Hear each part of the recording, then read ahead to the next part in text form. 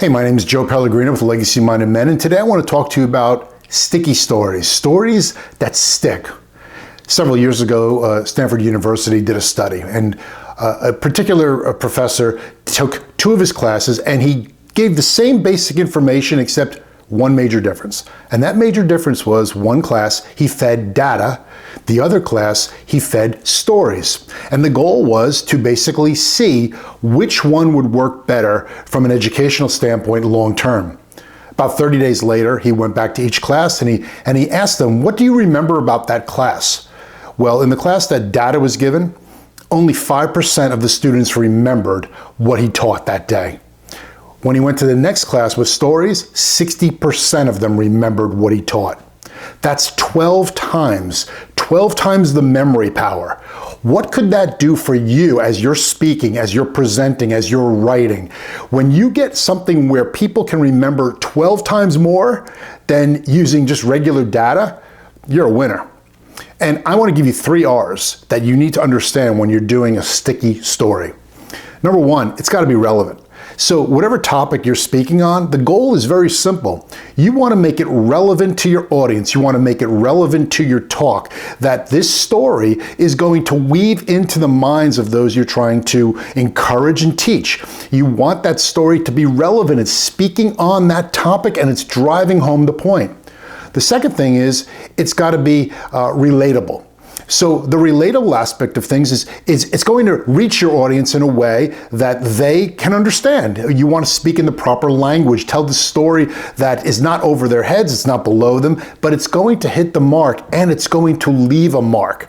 I know that I talk a lot about with a bat in my hand, and I remember an older woman came up to me at a church that I was speaking at, and she said, "Do you still have the bat? Do you still have the bat?" And she remembers that illustration because you see, in our illustrations, in our stories, if we can use some object lessons, it's further stickable. And that is powerful. The third one is it's got to be remindable. Now, I don't even know if that's a word, but we're going to call it a word for now. Remindable means that whenever I hear that topic, I remember that story. When I see that object, I remember that story.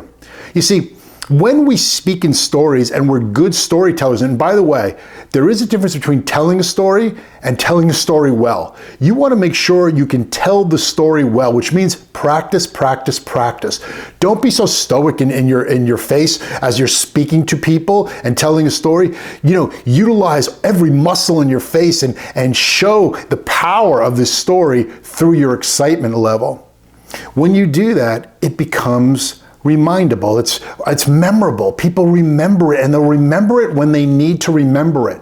You see, a sticky story is simply designed to be remembered so that we can take that information and have it relatable to a particular topic, which now makes learning much, much easier. So sticky stories. I want you to think about the power of it. I want you to think about the power of it in your conferences, in your workshops, in your books, on your podcasts, in everything that you do. When we grab somebody at the beginning with a powerful sticky story, it sets the tone for the rest of our talk or the rest of our writing. Stories sell. One of my favorite writers is John Maxwell, and John's books just speak to me. The truth of the matter is, John's books are primarily stories. Stories about himself, stories about others, people that are well known, people that John knows. And it's so encouraging when you're reading these stories because not only are they relevant, they're also relatable. We can understand, we can see ourselves in that picture in our mind of that story. That is power.